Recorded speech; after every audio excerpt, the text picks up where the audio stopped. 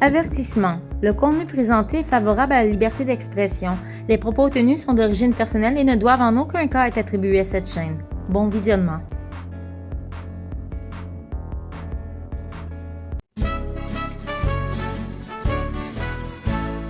Et si je te disais ce qui me déplaît à chaque distance.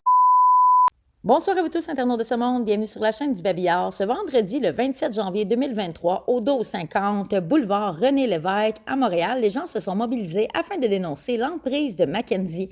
Rares sont les fois que je publie les rassemblements dont je ne participe pas. J'ai l'habitude d'être toujours présente aux événements organisés par la Résistance et plus que tout, j'aurais bien aimé y être hier. Seulement, comme bien des gens, c'était sur mes heures de travail. Heureusement que mon petit frère Guillaume était présent et il se trouve à être, si on veut, un genre de journaliste du peuple. Étant donné mon absence, il m'a offert d'utiliser ces images telles prises au moment réel afin de vous présenter à l'instant ce petit reportage datant d'hier, en vous souhaitant tous, bien sûr, un bon visionnement. Le gouvernement a dépensé 17 milliards de dollars à des compagnies lobbying privées qui conseillent pour le travail que les fonctionnaires sont supposés de faire. Donc là, on a comme un parallèle, là, parce qu'on est supposé avoir une représentativité qu'on vote, donc le système démocratique, et eux sont supposés nous représenter.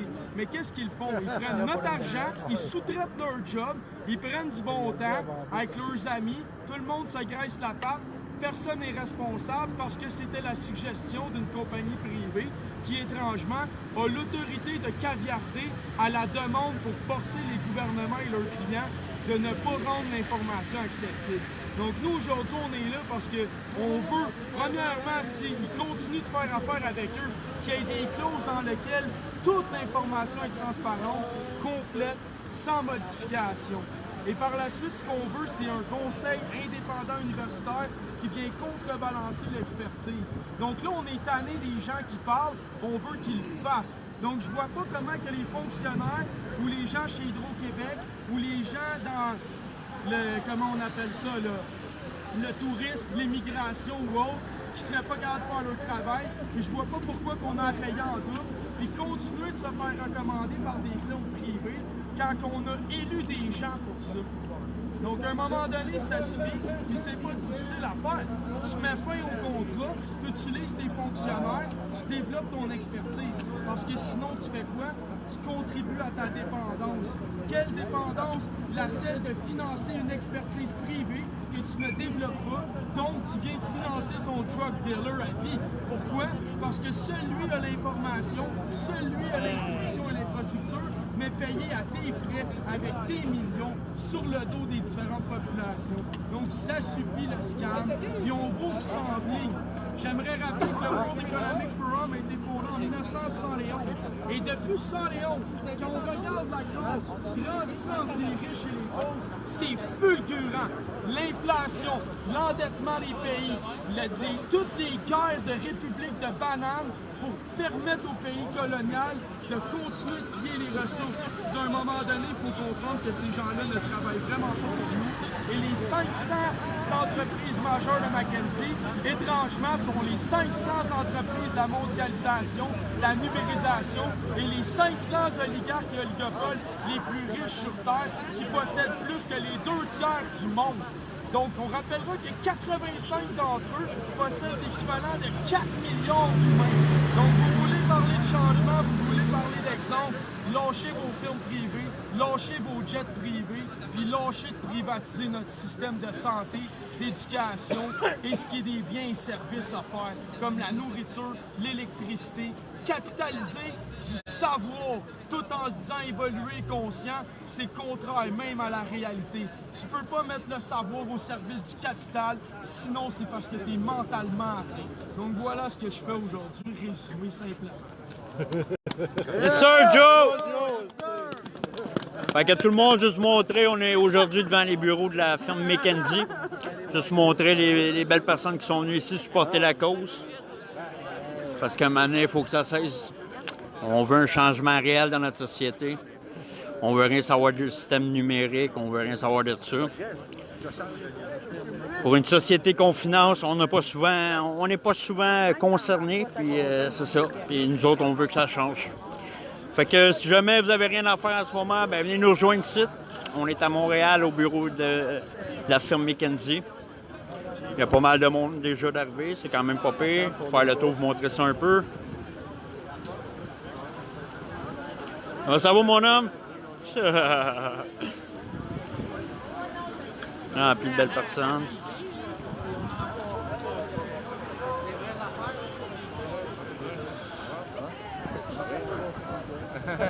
Ah ben! Un vrai militant, ça.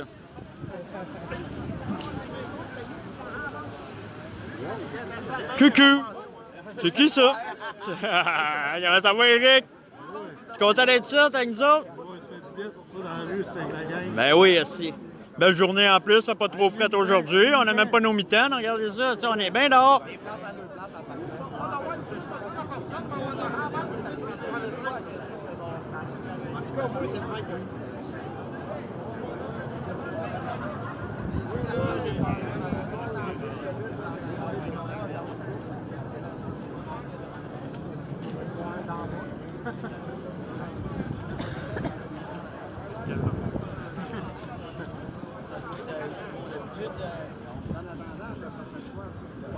Bon, ben c'était juste pour montrer un petit bout de ce qui se passe ici, tout le monde. Fait que moi, je vais fermer ça. Je vais pas tout filmer, tout l'événement, bien sûr.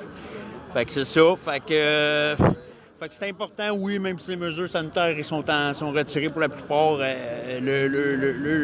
Le grand plan continue de prendre l'avant. On sait que la SAC vont tout changer, vont numériser tout ça. Fait que c'est important de se lever, le monde, il n'y a rien de fini. On va continuer à se lever, nous, on va continuer à faire notre possible pour essayer de changer les choses. Fait que passez une excellente journée tout le monde, puis on vous aime.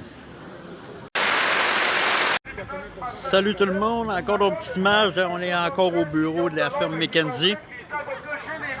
Et permettra à McKenzie d'éviter les poursuites civiles et les répercussions criminelles. Regardez un petit message orienté vers les bureaux. Par le gouvernement, fasse mourir 1 demi-million d'Américains aux États-Unis. Et qu'on continue enquête publique. La santé, l'éducation, le tourisme, l'immigration, et j'en passerai dans tous les noms des ministères et des 2000 entreprises les plus prospères en ce moment. Donc moi, c'est pour ça que je dis ça aujourd'hui. Parce qu'il est temps que ça arrête. Touki. C'est pas normal qu'un gouvernement municipal, fédéral, provincial fasse affaire avec des gens comme ça, qui ont fait sortir le chéquier pour éviter la justice et éviter que les citoyens puissent faire appliquer le common law qui est le droit humain, donc le droit civil. Ce qui prouve qu'il y a anguille sur roche. Parce que normalement, tout le monde doit être imputable. Et si j'avais un produit qui t'empoisonne, c'est supposé d'être ton droit de revenir sur moi. Mais pas pour les firmes et les clients de McKenzie.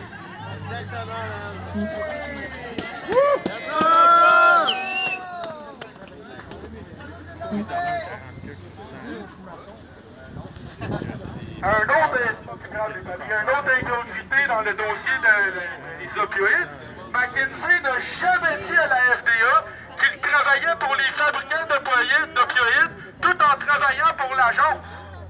C'est des conflits d'intérêts bruts. C'est contraire aux lois. C'est des conflits d'intérêts directs. Tu travailles pour le gouvernement, puis en même temps, tu travailles pour les corporations que tu suggères au gouvernement. Puis ça fait mourir 1 demi-million d'Américains dans un contrôle des opioïdes qui ont été prescrits frauduleusement pour encourager la vente de drogue dans la rue qui a fait faire des profits records aux compagnies pharmaceutiques. Donc encore une fois, tout ça est documenté. Je comprends pas comment ça que nos élus continuent d'appuyer des firmes comme McKenzie, qui est la pointe de l'iceberg. Parce que je rappellerai que McKenzie a touché seulement 100 millions de dollars dans les dernières années, sur une enveloppe de 17 millions selon Pierre Poilievre. Donc on parle de 170 fois plus d'argent que qu'est-ce qu'ils nous ont dit à la télévision pour des films et conseils privés. Est-ce que c'est normal que les Canadiens et les Québécois payent 17 milliards, ce qui veut dire 17 000 millions de dollars pour des conseils que nos fonctionnaires et nos institutions sont supposés faire par la représentation déléguée de notre démocratie? Tu trouves ça normal? Corruption. On fait une petite shot pour monsieur ici. Corruption! Corruption! Corruption! Corruption! Corruption! Corruption! Corruption! Corruption! Corruption! Corruption! Donc, ce qu'on apprend là-dedans, c'est que depuis 2008, McKenzie travaillait avec la Food, Drug and Administration. Et c'est seulement aux alentours de 2019 qu'on s'est rendu compte du stratagème. Donc, depuis 2008, McKenzie et compagnie a régulièrement conseillé la division de réglementation des médicaments de la FDA. Selon les archives de l'agence, le géant du conseil a participé à une série de projets importants avec la FDA allant de la refonte des processus d'approbation des médicaments et la mise en œuvre de nouveaux outils de surveillance de l'industrie pharmaceutique. Je me demande si c'était pour surveiller l'industrie ou surveiller notre santé. Ensuite de ça, quand on nous parle d'approbation de médicaments, est-ce que ça vous fait pas peur de savoir que McKenzie, qui est une firme privée, qui conseille le gouvernement, qui représente des industries pharmaceutiques aussi, ben, que ce soit eux qui viennent conseiller sur quel médicament approuver? Trouvez-vous ça normal? Non! Donc, moi, je suis ici parce qu'encore une fois, je rappellerai qu'au Canada et au Québec, on en a des experts médicaux. D'ailleurs, il y a le Collège des médecins, étrangement, juste à côté des bureaux de McKenzie. N'est-ce pas surprenant? Fait que moi, je comprends pas comment ça qu'en 2023, avec toutes les technologies, l'information, les expertises, les universitaires, l'échange de savoir et de connaissances au niveau mondial, on a encore besoin de firmes privées pour faire la job. Des milliers de fonctionnaires que nous avons, des milliers de médecins que nous avons. Comment ça se fait que Santé Canada se fie aux corporations et prend des données par McKenzie et l'industrie? À quoi sert Santé Canada, messieurs, mesdames? À quoi sert le gouvernement? Donc nous, on est ici parce que dans ce genre de dossier-là, c'est le Collège des médecins qui devrait appuyer. C'est la Santé Canada qui devrait vérifier. C'est l'Institut national du Québec, appuyé par les universitaires en médecine, qui devrait contrebalancer et faire poids dans les décisions, et non des intérêts non élus, étrangers, sous-contractés. Qu'est-ce que vous en pensez? C'est la bonne solution! Donc, on rappellera en conclusion des opéides qu'au cours de cette même période de plus de 10 ans, comme en 2019, McKenzie comptait parmi ses clients bon nombre des plus grandes sociétés pharmaceutiques du pays, notamment celles responsables de la fabrication, de la distribution et de la vente des opioïdes qui ont ravagé les communautés dans les États-Unis, comme Purdue, Pharma et Johnson & Johnson, dont on connaît bien. Donc, est-ce que c'est normal? Non! Comment est-ce que le gouvernement a pu faire confiance à McKenzie pour gérer la pandémie quand on sait qu'ils ont fait des scandales de piacés, contrôlé l'offre et la demande et vendu des magasins, des médicaments à des gens juste pour faire de l'argent puis ont contribué au marché de la drogue dans la rue? Donc là, on parle pas juste de bafouer le gouvernement, de conflit d'intérêts. On parle aussi de vente de drogue dans la rue qui a fait mourir des gens à travers des prescriptions frauduleuses faites par des conseillers et des amis à la McKenzie. Est-ce que c'est normal? Non! Puis pendant ce temps-là, le gouvernement au Québec, il fait quoi?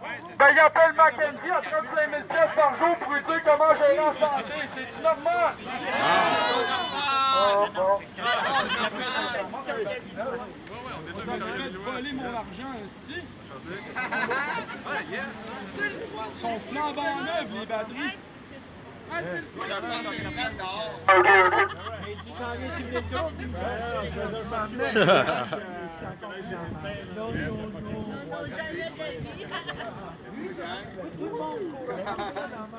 Donc, ça nous emmène à un autre scandale aussi à l'époque. Le pays qui a exilé Mackenzie. Un autre pays qu'on va entendre. En 2010, en plein boom historique de matières premières, de charbon, de cuivre et d'exploitation commerciale en Mongolie, situé proche de la Chine, pour un chemin de fer. C'est une hausse! C'est une hausse! Attendez, là, il faut que je tourne la page. Tourne la page! Tourne la page!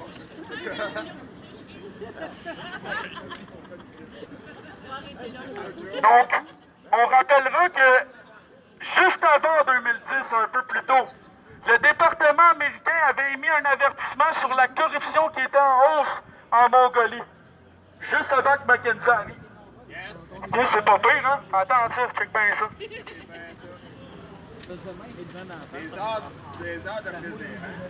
Un an après la publication de cet avertissement, Exton et Mackenzie ont fait exactement ce que les diplomates américains avaient averti qu'ils pourraient être risqués. L'entreprise a signé un accord de conseil avec une entité gouvernementale, alors même que le conseiller gouvernemental qui a fait participer Mackenzie au projet a également décroché un morceau de la même chose, contrat pour sa propre entreprise privée. Ça vous rappelle pas les Fitzgibbon, ça? On dirait que ce qui se passe dans les autres pays avec les firmes Mackenzie, c'est exactement ce qu'on reproduit ici en 2023. Hein? Nos amis, les conseils privés, conseillent aux ministres de donner de l'argent à leurs amis. Hey, ça va bien, qu'est-ce que vous en pensez? C'est-tu normal, ça? Non! Fait que là, on a le gouvernement américain qui les avertit, allez pas travailler là, il y a de la corruption. Qu'est-ce qu'ils font? Ils s'en vont direct travailler là, se mettre les mains dans les plats. Donc l'expansion du chemin de fer a rapidement mal tourné. La construction est au point mort en raison de problèmes financiers et d'incertitudes politiques. En 2015, la police mongole enquêtait sur des allégations de détournement de fonds et de fraude généralisée. Mackenzie a été entraîné dans l'enquête, les autorités ordonnant à l'entreprise de remettre les dossiers liés au projet. Puis on sait c'est quoi les dossiers de Mackenzie? C'est caviardé, des pages blanches, puis c'est tout top secret, n'est-ce pas? Donc encore une fois, une entreprise en Mongolie, en 2010, fraude, corruption, vol de l'argent public. Comment ça se fait qu'on donne encore des centaines de millions à ces gens-là? Est-ce que nos élus nous prendraient pour des cons? Excusez-moi, mais... Peut-être pas nous autres, nécessairement. Je dirais pas élus non plus. Ceux qui dorment. Mettons ceux qui dorment. Hey Joe! Quelqu'un qui fait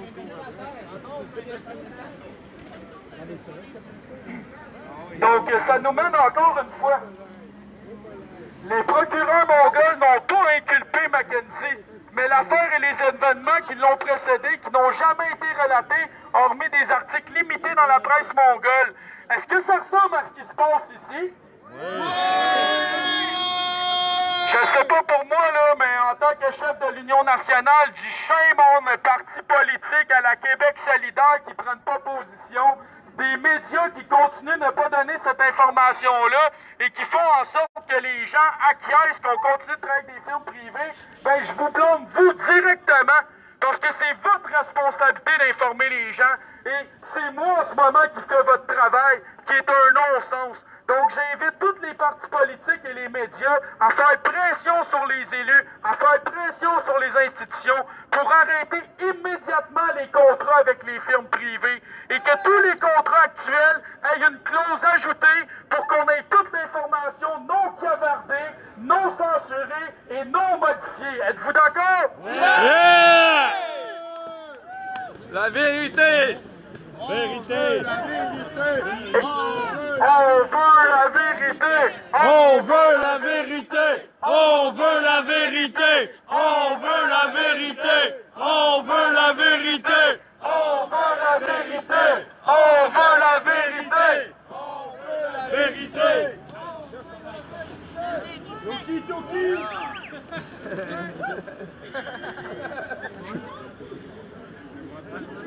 Oh, il nous parle pourquoi? Pour des Toki!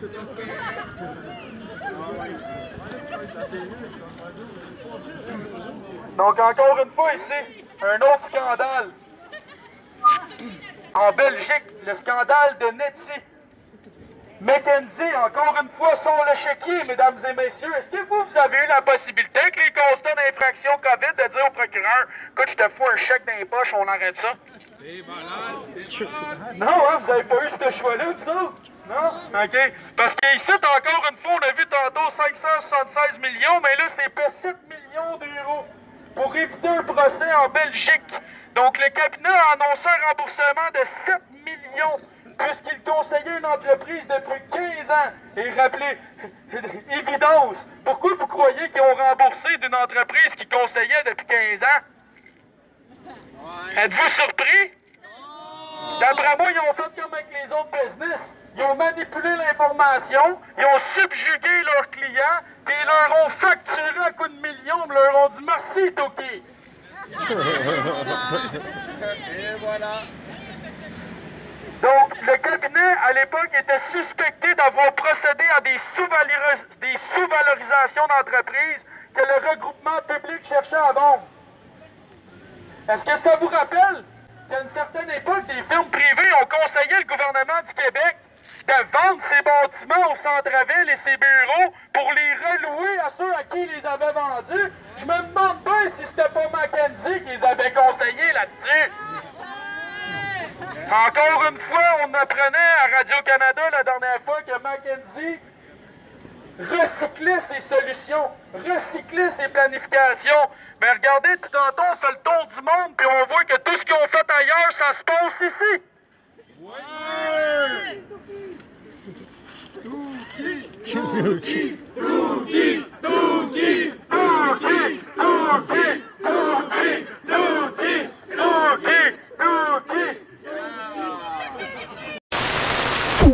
Chaque fois que j'y pense à la différence, je réalise à chaque fois l'ampleur de mon absence. Et si je te disais ce qui me plairait, à chaque distance, là